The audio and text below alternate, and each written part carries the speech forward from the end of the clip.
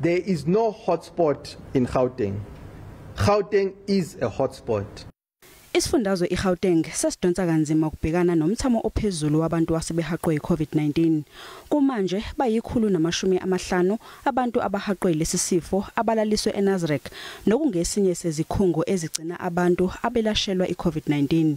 Kepha sesigcwele kanti kunezinhlelo zokwengeza imbhede kuso. Nazareth will be ready with 1,000 beds. Tshwane Expo will also be ready with 1,000 beds by the end of this month.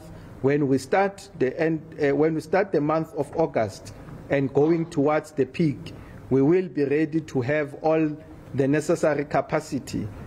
Ukugcwala ngokweqile kwezibhedlela nakho kuyinkinga enkulu. Cishe sebeyizinkulungwane e5 abantu abangeniswe ezibhedlela ezahlukene abahaqwe yiCovid-19 eGauteng. We have passed the 80,000 mark, and it gives us that as Gauteng we have got 34% of all the confirmed cases overall in the of confirmed cases, and we've got 47% of all the active cases. Njengoba othisha kanye nabafundi abaningi sebebuyele ezikoleni, sibonakala senyuka kakhulu isibalo sabafundi kanye nothisha asebehaqwe leli gciwane. Because of the challenges of delays in decontaminating some of our schools, the Defence Force have come to our rescue.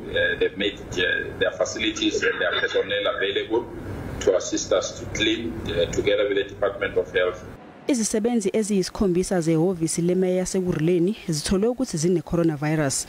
Okusenjalo avaliwe amahhovisi omasipala waseNewcastle kulandela ukutholakala ukuthi izisebenzi ezimbili zomasipala zinaleli gciwane.